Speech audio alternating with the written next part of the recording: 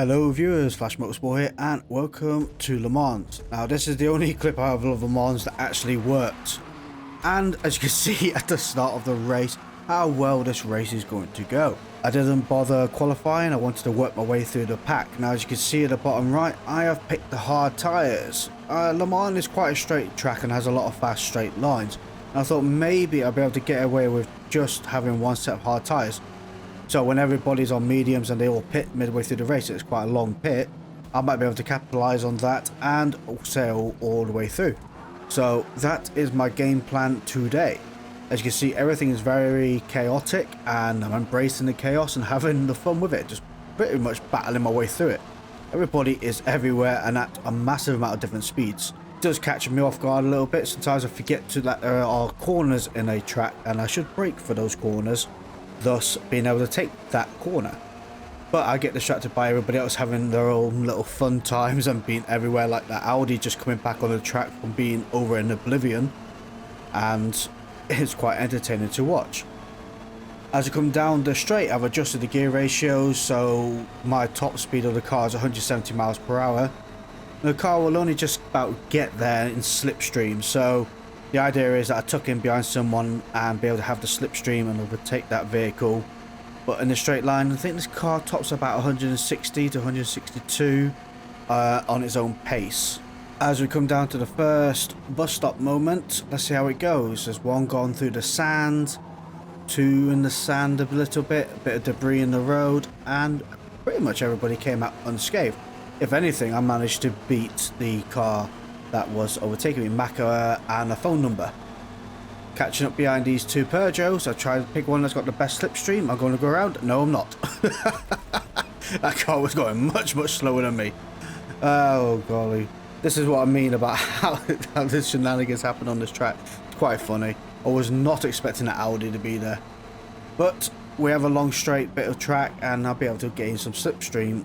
On top of that, I might be able to gain when more carnage like that happens in front. So I can't really grumble overall. We're back in 14th place anyway, following up behind, I think it's the Astra. I should be faster than the Astra, so that gives me the slipstream advantage and overtake like we are now. And then be able to tuck behind the cars in front again. They are out of slipstream range. I think 0.8 seconds you need to be in slipstream with the cars in this game. But we are catching up. Braking just in the corner and then letting off and then braking on again just to get the nose down in the vehicle so you could take the corner. Give the car to my left hand side a friendly little love tap and they give me one back, and we're going down another long fast section of the track. So now I should tuck myself in behind the Golf in front and let the cars behind also have a little bit slipstream as well. Kind of work together to an extent, but they are backing off. I'm catching up to the Golf in front quite rapidly. The problem is now we're coming up to one corner. It's a very fast corner. You do have to let off and slow down a little bit, else you will go off into oblivion. You brake a little bit here, get the nose down, and then brake heavily again here. The whole idea of having a nose onto the front wheels is get the weight over and have better front end grip. Looking on the left hand side, one, and braking at the second board here, down to second gear, and tuck yourself through. You can see it's very chaotic and it's a very narrow corner, so a lot of situations arise in that little spot there. Definitely got to get past the Hyundai because the noise is irritating. Sounds like a fart can in the wind, and I will keep complaining about it. Getting also past the Golf, which is also a bonus on my side, but I can see the Hyundai has managed to start overtaking the Golf too. Coming through here, braking down to fourth gear. You can take this in the fourth gear quite well around, come over to your right hand side and then cut on the grass on the left. I find cutting the grass a little bit works quite well in your favour. Keeping around in fourth gear again, the back end is going to come out just ever so slightly and just let it ride out and give you a better turn angle. And coming around through here, again using the curb and coming over to your right hand side. You've got to be very careful because it can catch you out and you do go wide on that corner. This corner coming up here just after the pit entrance, you go halfway through the pit entrance and then you start braking. I haven't mastered it perfectly yet. I do end up going down too slowly sometimes through this, but you also got to brake quite hard for this corner here. There we go, and see how easy it is just to go that touch wide there, and they give me a 1.2 second penalty. I'm not the only one on the list that's got a penalty. Everybody in this race has pretty much got a penalty. so I can't be the odd one out. Skipping ahead to the start of lap 3, quite a few cars have entered the pit, so I've gained a few positions. We are now in P3. The hard tyres are halfway through their life, and I'm 2.1 seconds from the car behind me, and I've got to try and keep that gap as much as I can, because the last thing you need is them in your slipstream going down any of these straights. But I am being mindful of my tyres, trying not to scrub them as much as I do. I was actually quite surprised how much you eat through your tyres in a straight line. Like, we're going down the straight now and you just see them slowly drop little by little. It's astounding me, quite honest. I thought these hard tyres would last a lot more than they have done. You see now the cars behind are 3.2 seconds away from me, and I'm only 7.8 seconds away from the car in front, which is quite a gap, I'm not going to lie. So it's going to be very hard to be able to catch them up unless they have an incident that is out of my control, which obviously I'm hoping for. I did catch up to the cars in front. The tyres were pretty much dead, so they had to pit.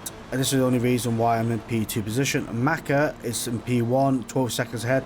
And this P2 player, Skills, was right up my trumpet, so I'll let them take position, just come out the pit. So they are much better tyres than I am. As you can see, my tyres are well past their sell-by date, which is quite worrying to an extent.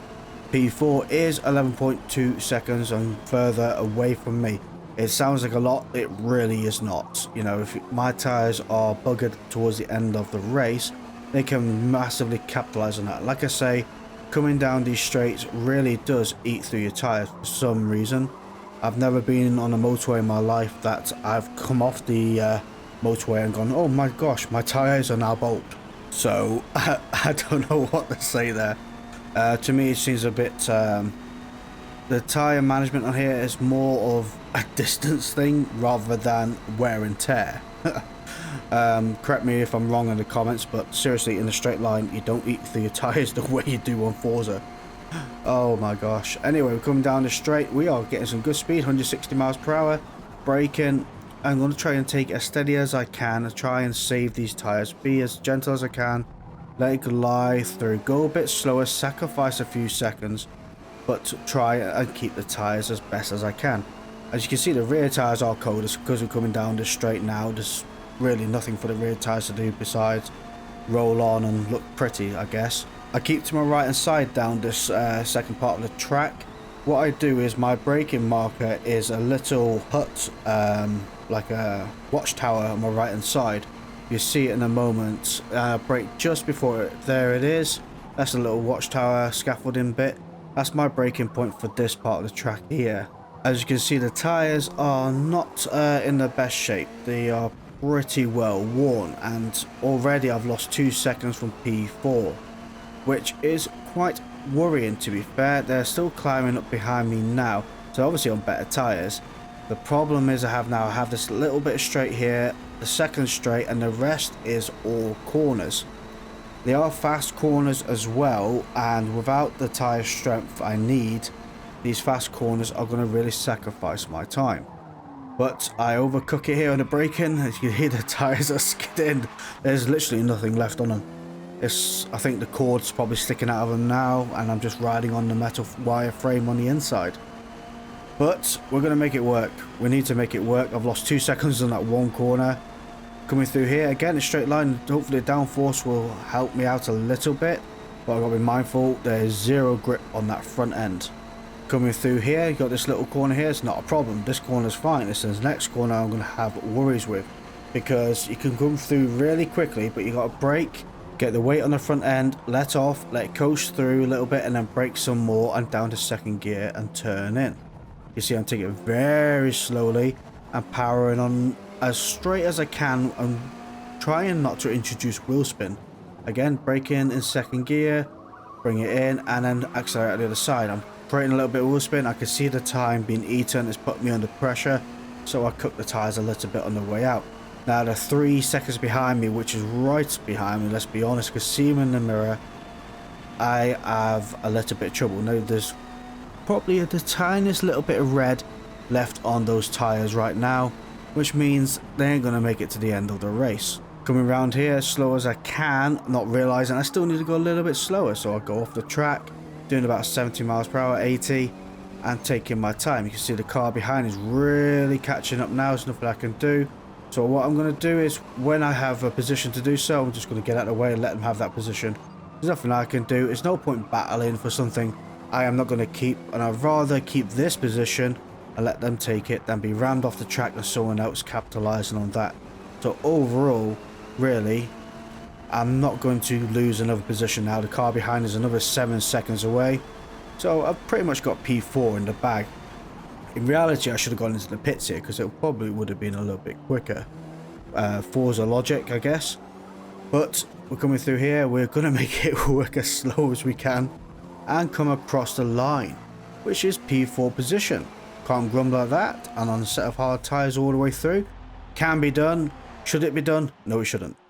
So I'll go back to Le Mans. Yes, it's wet. I want to see if I can gain a better position. I have put a set of wet tyres on the car, and I wanted to see if I can finish better overall. Obviously, with the wet tyres, you are going to have to pit once in the race.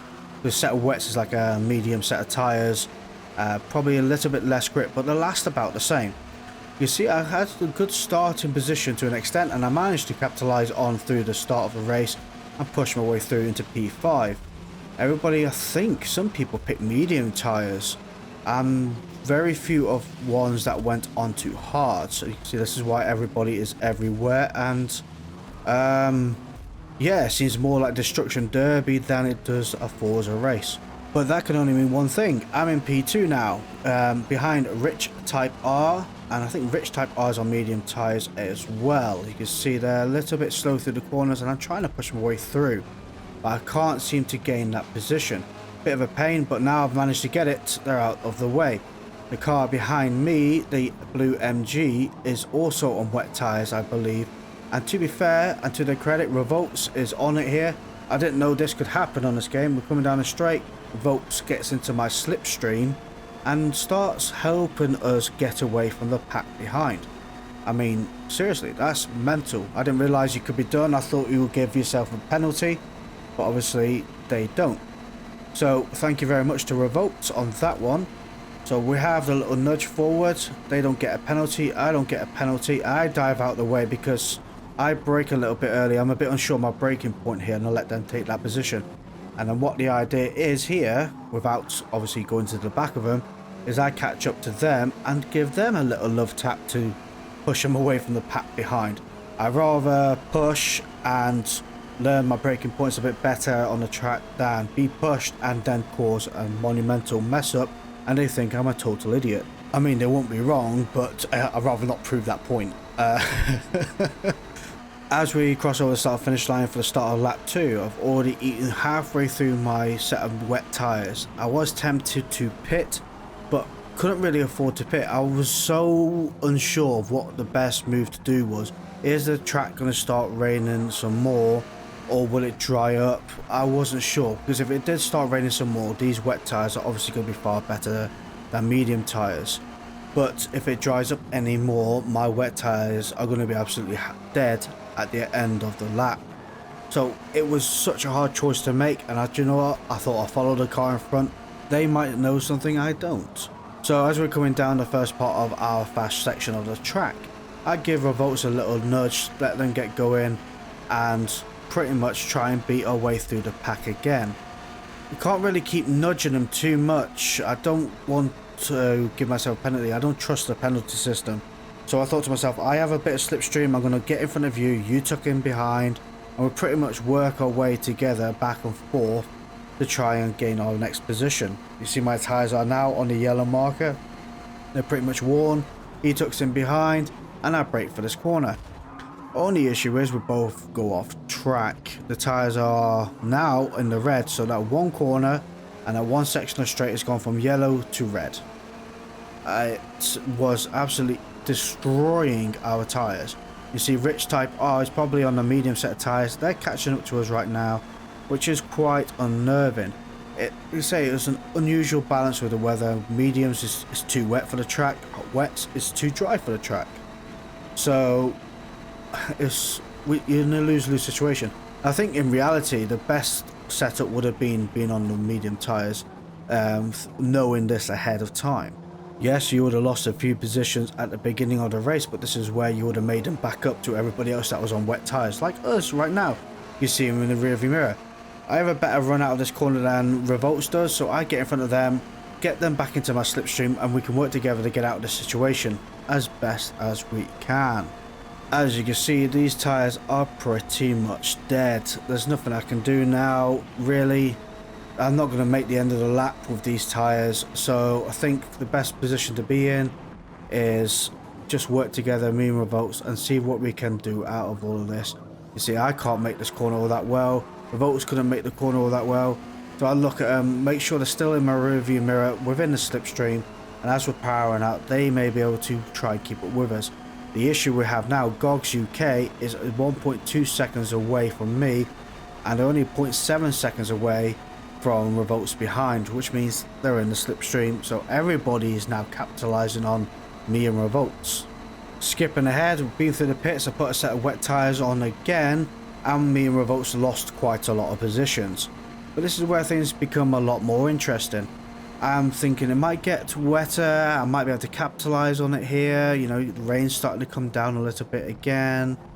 But the gods at Forza decided this race is no longer yours anymore, and I get kicked out of it. Now, I'm not sure what the connection issue was. Like I say, I had perfect internet, it was perfectly fine.